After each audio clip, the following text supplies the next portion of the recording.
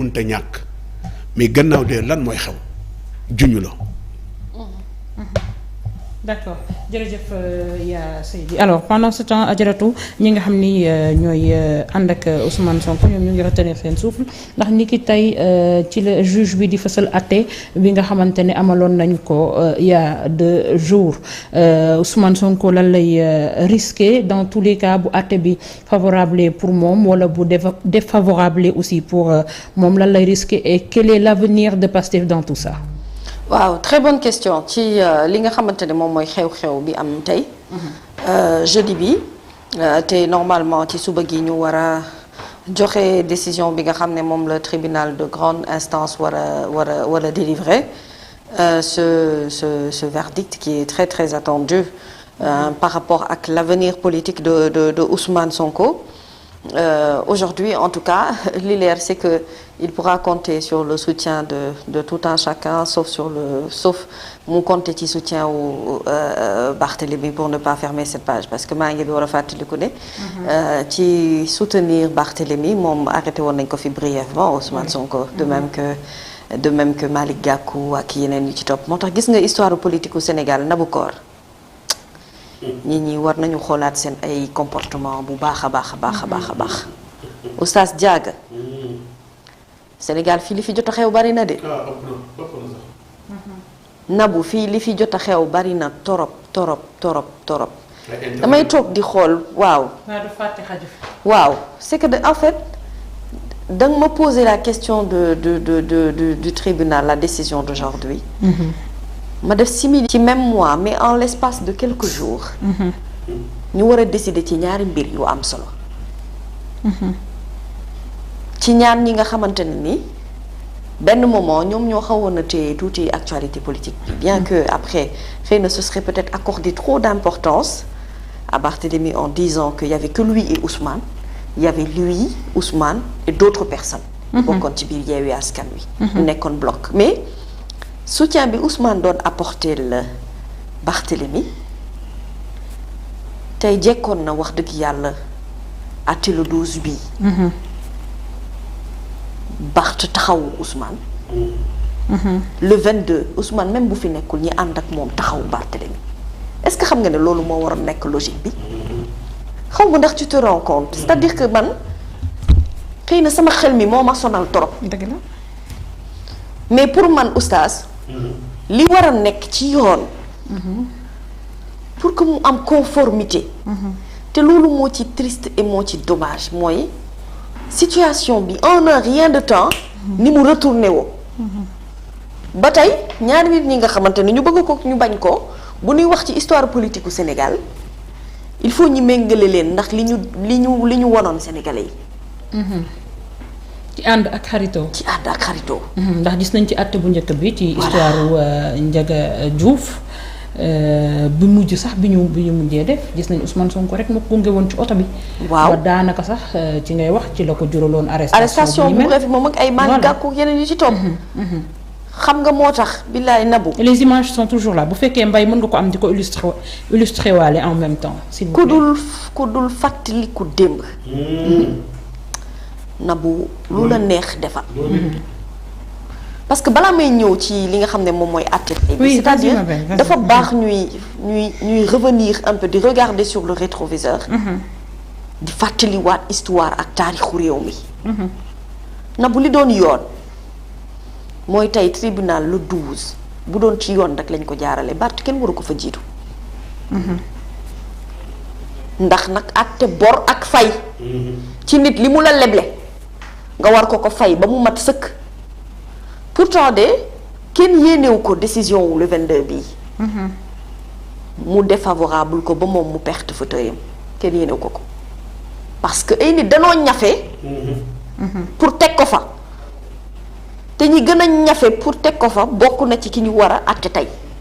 ci loo xamante ne nii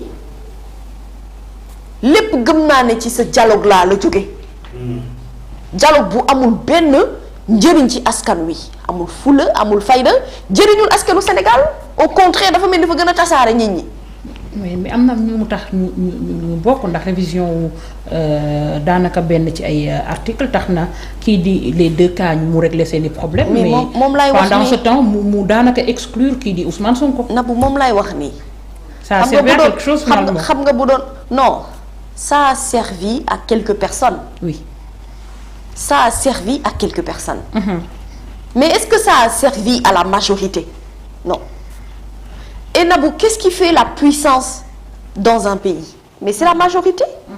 Majorité mooy def puissance ci dëkk oustaz. xam nga ma lan moo ma metti perte de valeur bi ñu am ak pour des questions d'intérêt ni ñu mënee gaaw a tourner nekk beneen nit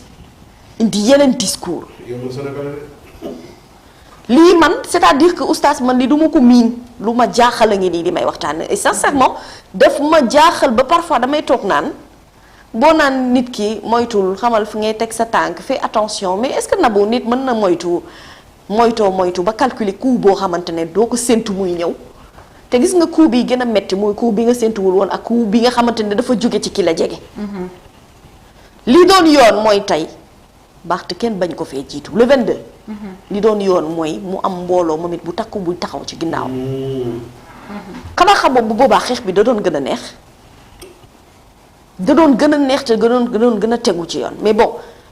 demee na ni mu demee nii nous on constate malheureusement pour le regretter. Maintenant pour ce qui concerne cette décision bi nga xamante ne moom la ñuy xaar tey. Encore une fois Nabou ce que l'on espère c'est que le droit soit dit. li nu bëgg ak li nuy ñaan mooy ne décision bi nga xam ne juge Sabassy Faye jël na ko ci Ziguinchor tribunal bu Ndakaaru jaar ca yoon woowee ne ko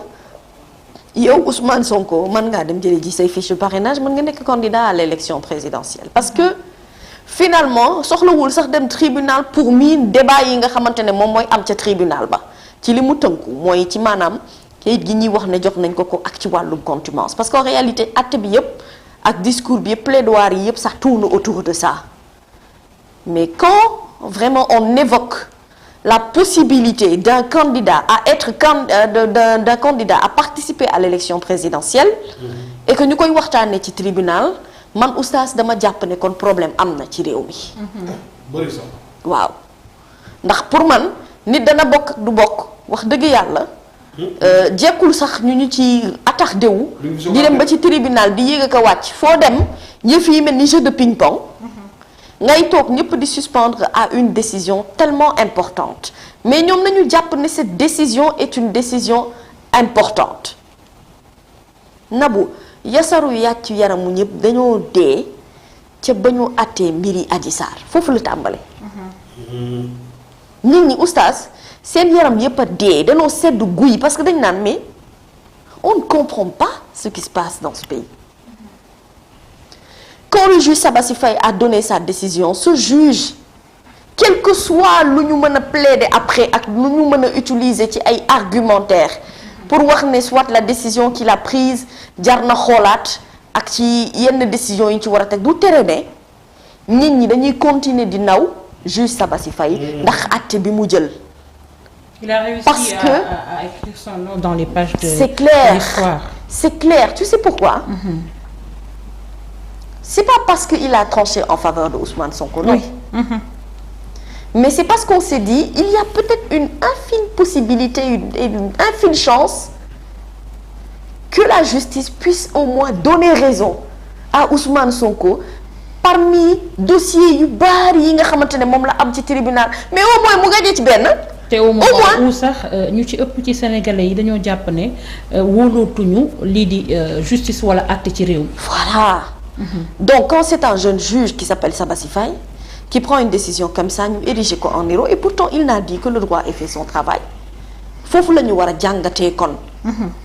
maanaam gis-gis bi nga xam ne sénégalais am nañ ko par rapport ak yoon bi nga xamante ne ñun moom la ñu yaakaar bu ñu amee jafe-jafe dem taxaw foofu ngir mu àttelu.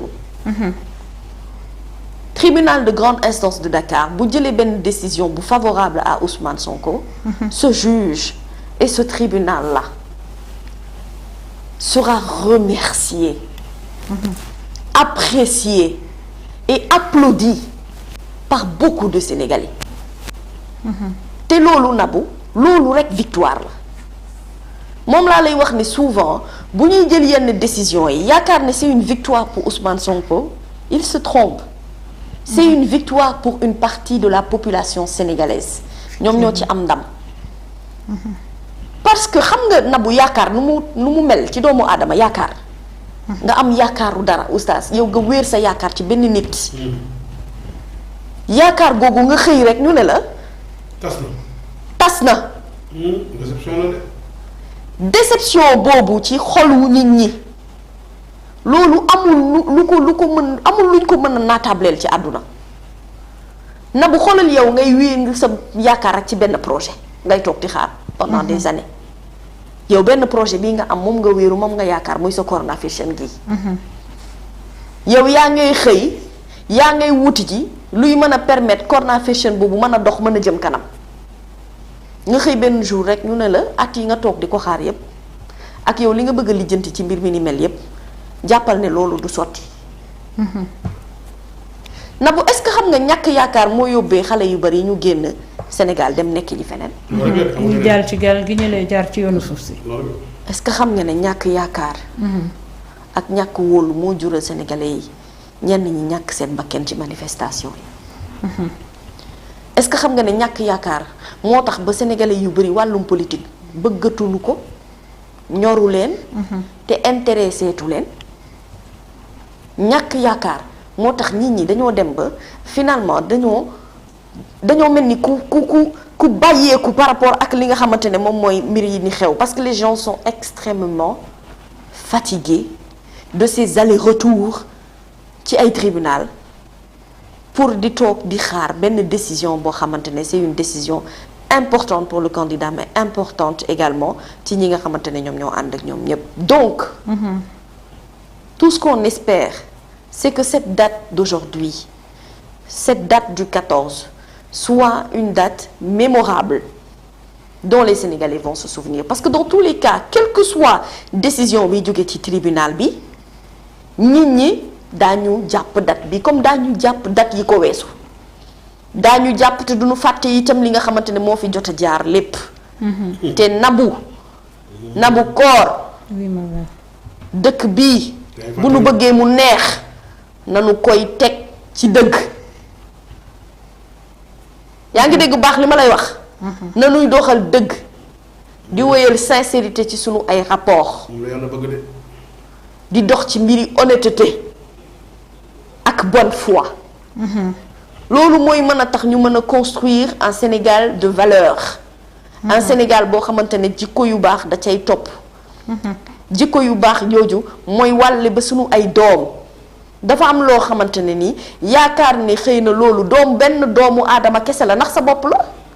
kooku dafa bokk ci xëy na liy lancer mouvement bi waaye li ko topp ci wàllu mbooloo ñu am benn xeetu gëm-gëm gi ñu naan révolution africaine ba naan kon ci Sénégal danoo inscrire ci wàllu révolution boobu donc la question est beaucoup plus profonde que ce qu'il paraît ce qui est clair c'est que ñi nga xam ne danoo ànd ak Ousmane boo leen tegalee ay mbiri contumace da ngay sonal sa bopp boo leen nekkee comme ni ma la ko waxee démb jox naa la këyit joxuma la këyit mu jurub kuloo bu boobaa itam da ngay sonal sa bopp ndax nit ñi li ñu xës ba bëgg nañ ko ba pare ci seeni biiri xol dissoudre parti bi terewul ñenn ñaa ngi dox takk seen bracelet Pastef bu ci ñiy takkul seen bracelet Pastef ñu ngi wëyaale ak Pastef ci seeni biiri xol di ko magnifier nag de par leur acte par rapport ak seeni koppar yu ñuy dajale wala ngëm-ngëm nga ñu am wala parrainage bi ñu lancé bërki démb rek jëm ci Bassirou Diomaye Faye te laalu gën a turu Ousmane Sonko donc lan moo tax ñu war a conforter sénégalais yi ci gëm-gëm gi ñu am ne ñii ñu nekkal kat wax dëgg yàlla dafa mel ni ñoo ñu bëgg a tànnal ñi nga xam ne ñoo war a bokk ci élection présidentielle ak ñi ci warut a bokk te ma jàpp ne tànneef bi askan wi ci boppam ñoo ko war a def. Laissons au peuple ce qui appartient au peuple comme l'histoire de César. Que la justice puisse dire le droit ci li nga xamante ne moom moo xew nii tey ndax sénégalais yi bu ñu xëyee dañuy doxi seeni soxla dañuy lijjanti seeni ay mburaada dinañu nag toog xaar déglu bu baax li nga xam ne moom mooy jóge ci tribunal bi te wax dëgg yàlla li nga xamante ne moom mooy féexal xolu ñu bëri mooy ñu xam ne élection bi wax dëgg yàlla kii di Ousmane Sonko dina ci participer te da cee war a participer loolu sama gëm-gëmu bopp la. c'est peut-être pas important mais daf ci am ñu bëri ñoo xamante ne Ousmane Sonko bokk loolu mooy seenu bëgg-bëgg. donc àtte tey bi on l'attend et on espère qu'il y aura pas après des recours à ne plus en finir delluwaatee Cour suprême yéegaat wàccaat ak leneen lu ci topp parce que dëgg-dëgg xamuñu ban stratégie la ñu décider adopter quelle que soit la décision bi nga xam ne moom mooy am aujourd'hui mais xam naa ne à un moment donné il va falloir nag nga ne bon laissons faire les choses comme ni ko yàlla suñu borom bëggee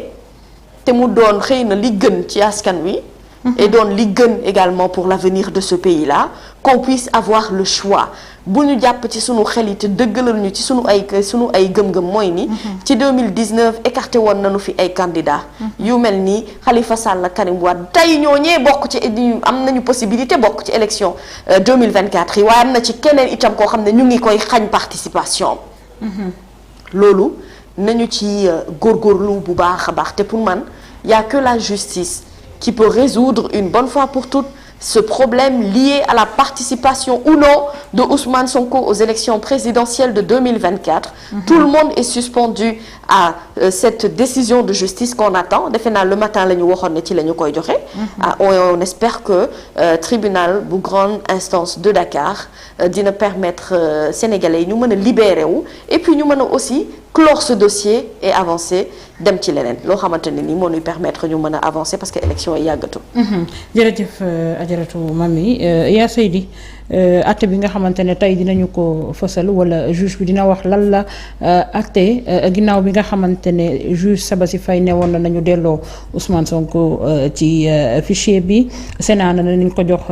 lii di ay fiche de parrainage am ñu daal di ko koy lankal tey dinañu fësal nag acte bi. yow tey ban jàngat wala boo amoon message booy lancé loolu sax man ci côté boobu laa bëgg nga ñëw ban message ngay lancé comme ça acte bi tey bu jibee ak ban comportement la waa Pastef war a am tey ci bés bi. waaw li may wax en tant que sénégalais comme ñëpp. di xalaat nag bon nag am na ay élections. yoo xam ne ci Senghor ba tey am na lu ma ci fekkee. nga xam ne loo xam musta am Sénégal moo am ci régime bii am. xañ ne diw du bokk te yaa ngi moom a yem même carte d'identité nationale. lan mu tax ndax doxandéem la wala la. juge bi nga dox nu mu tudd sooy lan. Sabassy Faye. ndax du sénégalais. Sénégal la kay. dafa jàng am na comme ñëpp am. mais sañ-sañ bi mu am ak yàlla ji mu ci xool ak bàmmeelam bi mu ci xool ba wax li am. lu tax ñi mënuñ ko appliquer. ndax lan lu neex nit ki. bi maanaam kon liy neex nit ki mi ngi mel ne tey ñi fi dëkkul Sénégal gii nekk tubaab yooyu di France gële. yore seen gouverneur fii Sénégal yore torse ngaan ko jàddal góosal dégg nga ma wax de du ñooñu ñoo tëj lu nit te ñoom ñoo fi ne lu fi am ci lu gën di bon ñooñu lay déglu il faut faire attention tubaab yi newuñu ci urne Sénégal dégg baax li wax de même de tëj lu Karim Wade ak ñu mel yëpp noonu moom du seen coob de li am dafa mel ne ay télécommande il faut faire attention. billaahi ku dem ci phrase toog ñu lekk naan waaw damay signé lii damay signé laa yaa nax sa bopp ñoom am na leen doy tubaab yi la ñu doon def ci biir Afrique yëpp mi ngi ruus par nank di dem yoonam xale yi nag la noon sunu maam sunu bàyyi du xale yii xale yi dañoo jàng xale yi seen yaakaar dafa tas xale yi bëgg ñu dee seen bàyyi ne naqara ne moo daan rey ñu bëri seen bàyyi naqara ko rey ñu bëri ku feebar doo faju ñu bëri seen yaakaar tas na yaa ko wax léegi kii nabu lu tax ñu dugg gaal ko da xam ne gaal wóorul amul benn sécurité ah mais bañ gàcce seen digg ak seen bàyyi seen wajur ak seen sœur seen frère moo tax ñu dugg ci mais lépp ñoom xalaatuñu ko toog na tubaab bi voilà su ma gañee yow ku la na da ngay gañe ku la nga gañe et puis élection yi nañ ko sécuriser élection yi Sénégalais ñooy dem ci urne yi ki war a bokk ñëpp nañu bokk yàlla xam ki muy fal kan la yow pare nga mais c'est pas que ñuy tegal ay et puis nit ñi dañu jàng nag nit ñi duñu c'est-à-dire dañu muñ Sénégal dañu muñ mais dofuñu de ku tawee photo Abdou Diouf ak photo ministre affaires étrangères France ak man bi ma déggee ne tubaab yi nangami 1000 am nañ ko société Sénégal dama ne noonu lu amut c'est fait da ngeen di wax rek non mais c'est vrai lu fi wax ñun ñoo ko moom mais kon suñu ingénieur lu ñuy jëriñ suñu technocrate lu ñuy jëriñ soo gisee xale yi naan xale yi non attention et puis li gën a métti ci buur boo xam ne dafay dem ci réew jàmbur yi di xas sa réew sa xaabaa réew naan société civile nangam mais il faut arrêter ça yow ñëw dañu la naw boo xool sax dañu dama yàlla dañu la nawloo parce que réew nit ki sa réew sa équipe nationale réew ni nga ko fonkee nga war a fonk sa doomu réew yow Sénégal Macky Sall amul lu dul doomu réewam amul lu dul citoyen réewam na ko leen di tiitaroo malgré def nañu erreur da nga ne sago yoo xam ne président encore fi may tëjee mooy buñ la juumloo magistrat yeeg procureur yeeg prison yëpp yaay kilifa ga dogal yëpp gannaaw yàlla ko jox buñ la juumloo que le maire gagne koo am liberté nag du ma dugg ci justice parce que am doomeen xam sama yónnu ci wax dëgg xaw ma ci xam-xam waaye loo man ci loo baax def ko loo man ci jéggale def ko loo man ci sentiment def ko ndax kilifa nga doo ko ndaw bu ndaw kenn ki dina manipuler ndax lan da nga ko fi baax Abdoulaye Wade lu ko may tey bu gën ñu ko bravo di ko tàccu mais dafa am lu mu seq ak Sénégalais yi mais mataluwul lépp mais am na loo xam ne bii lu bon amoon na yërmande ci kaw jaam ñi Senghor Abdou Diouf Abdoulaye Wade ba tey lañ gis régime bi di tëj rek di dem tëj mu mel na ñoom lii leen yàlla jox duñ ko ñàkk am na lu wolof wax de ku ñu taxaw de la audité yàlla fekk ci lu baax la nga bëgg ci yow loo xam ne da nga koy ñàkk bu ca ñaaw mukk rafet ca kon encore boo du digg nag wala fa naan nit ñëpp dañuy nelaw waaye ku dee da nga yow ñëpp ay nelaw waaye ku ci dee da nga yow xam ta nga yow mooy dañuy tegal sa carte mémoire na la waaw lii yaa ko doon wax yaa ko def yàlla day fekk nga am résultat bu baax monsieur le président encore ndax man du ma wax sax ay magistrat procureur ñoom ñëpp mën a nommé ku ñëwee ministre de la justice loo ko sant lay def kon dama bëgg loo mën ci lu baax def ko Ousmane Sonko sénégalais la citoyen la cadre la am ñu ko yaakaar am doom am soxna am ñu ko bëgg am ñu ko sopp wala wax nit ki mën ngaa téye loxoom muy fippu waaye xolam mënoo ko téye moom mën na wax léegi nit ko xam boo ko jàppee nit ñi gën a yokk gën a nekk ay Baay Faal mais am recul xolaat xel du jariñ dara dul xalaat mais ba ca gën mooy xel mu baax ma toogal xalaat ne Sénégal la sa frère la sa kilifa la kilifaam nga yow président Macky Sall suñu kilifa nga chef religieux yëpp bu dee ci wàllu diine yaay ñoo sa kilifa mais bu dee lu la yàlla dënk yaay seen kilifa kon doo ko ndaw ku rëy nga kon dina ñaan encore bisi tey bi nag yàlla rek lañ ñaan wala yàlla moo xam ki lay doonu kan nag kenn xamu ko kenn xamul kii ñëw Sénégal yàlla ko xam ndax maalikul mulki tu'til mulka man tashaa'u waaye nag yàlla ne nag version bi amaat na ne su ma la falee nga nekk ci la neex fu ma falee app bi jot na ngay faq ñu ut ay calcul ko ma fi teg dama yokk sa mandat mu ne wa tanzi'u ma faq ni ko ma bif ko te bifu yàlla ak bifu Sénégal du benn bifu yàlla mooy damay tax ba ñëpp bañ la sa génn dana ñaaw loolu yéenu mu kenn di ñaan yàlla subhaanahu wa taala kenn ku nekk boo génnee ci kër dem ci kër da nga delluwaat ci kër ci jàmm te réew mi nag attention nit ñi gëmuñu dara ànduñu kenn de du armée du leen nabu dama seetaan barki démb télévision Guinée ay boo diisee ci guddi un général force armée ñu koy atte di ko wax stade bi nga téeru nit ñi yéen fu ngeen nekkoon di ko humilier ma xool un général ñu tal atte ñu koy atte doomu réew moo koy atte ndax lan lam defoon di jaay doole nag fi nekk tey doole yàlla rek ko moom il faut faire attention adduna bii li fi xew bëri na de waaye njàngat bëri na de waaye li fi xew ñu wane bëri na may ñaan buñ ku nekk bu sa ay jeex nga dem moo gën yóbbu la tribunal ñu lay ay xale ne de këll te la nga amoon amatoo ko ñu la daratuñu la lu ko waral mooy sa bakkan te bakkan nag ku ko seetaan mu sànk la loolu daal lay amoon ba suba ak jàmm. d'accord jërëjëf yaa Seydi léegi nii ñu ngi jot ci ay xibaar ñuy wax que ni décision bi wàcc na et que Ousmane Sonko a été réintégré ci liste yi loolu la ñu wax mais on attend la confirmation parce que bi tey bu fekkee ni lii c'est en direct bu ñu mënee am maître Ciré Clédor ñu déglu ko si c'est pas en direct ñu xaar ñu leeralal ñu info yi si c'est avéré ou pas ajaratu bu fekkee ni delloosi nañ ko ci liste yi finalement on peut dire que c'est une bonne nouvelle.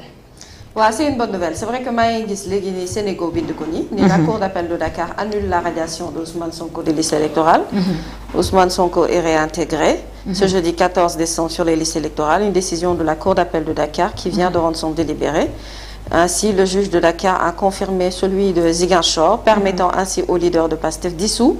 de pouvoir déposer ses fiches de parrainage. C'est une information de Sénégal qui vient juste de tomber à l'instant. Ce serait bien d'avoir des voix autorisées. Badara, si tu peux. Donc, si tu peux vérifier l'info pour nous. Voilà. Donc, Maître Ciré. Voilà, ce serait bien nous am une voix autorisée. Donc les voix autorisées sont les avocats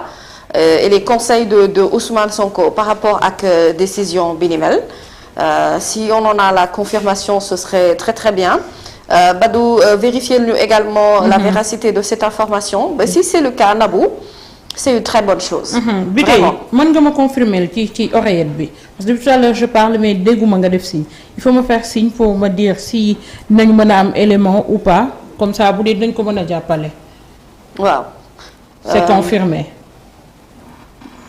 d'accord Badara mu ngi koy vérifier.